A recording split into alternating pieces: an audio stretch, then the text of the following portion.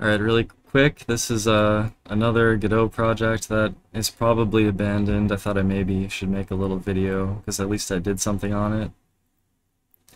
So you can define a shape, and it uses Bezier curves as well, so you can move the actual points, and you can move the control points as well. Uh, so you make various shapes. Um, Something like this.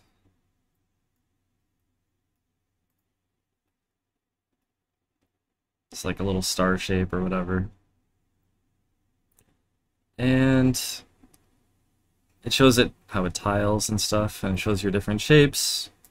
I was gonna have it so you could change the color, but I haven't added that yet.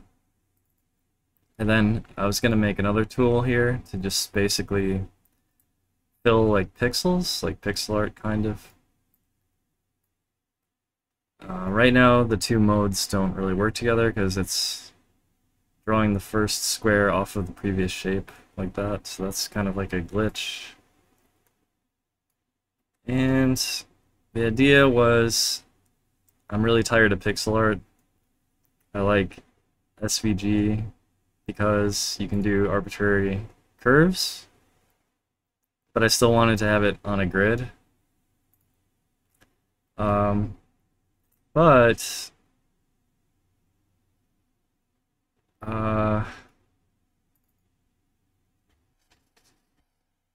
but it does bring up questions about like, so apologies for the glitchiness here. It's just a glitchy thingy right now. I'd have to like close it and do it again. Okay. Uh, what am I trying to say? What I'm trying to say is like, right now all of the stuff is locked to the grid, including the control points. So if I had a shape like this, or whatever, I can only have the control points on the grid. But because we're making curves and like arbitrary diagonal lines and stuff, it makes you kind of wonder about, let's see, kind of makes you wonder if like integer locking the control points really makes sense. It's a little hard, it's a little unwieldy too, because you're dealing with these I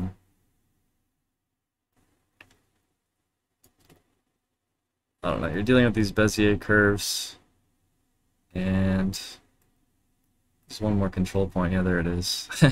It's a little bit unwieldy, I guess. I suppose it is. So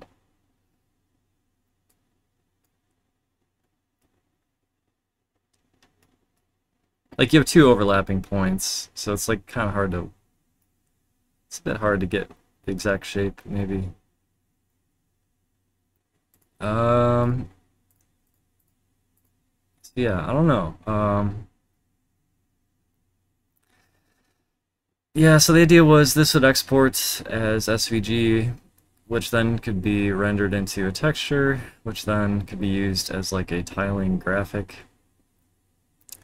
And yeah, you'd be able to define a palette, like a limited palette, and then kind of fill these shapes. There wouldn't be any outlines or any of these.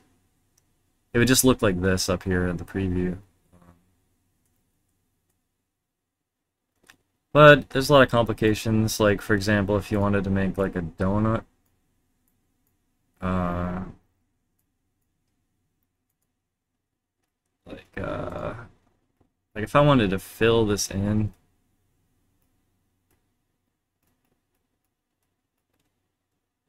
let's see, I don't know the best way to do this. So even just making a circle feels kind of complicated. And if I wanted to have a hole in here, that I guess I'd need to make a new tool or like a command. Another thing too, it'd be nice to be able to like drag the entire shape around. I feel like I'm like remaking Adobe Illustrator or something, but more limited in like a grid format. And again, I'm not convinced that having the control points on a grid even makes sense. Uh, so I don't know. Another thing with this mode, this fill mode, maybe it should like combine, instead of all these being individual squares, maybe it could combine this into a large shape or something. At least I have the erase tool here to like cut away, kind of. I thought about an easier version of this where you'd have kind of like pre-built shapes you could pick from. For example, you could have like, let me reboot this again.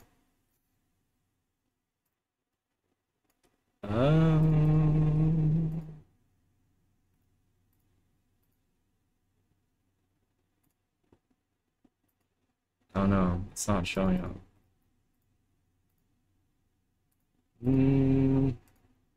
Oh dear. Well, imagine like a 2x1 diagonal or like a specific types of curves or something. I don't know why you can't see anymore. Anyway, whatever. I just wanted to show it for a little bit, and I don't know if I'll work on it anymore. I feel like I have like 15 to 20, 25 maybe projects that are just all canceled or something. I don't know.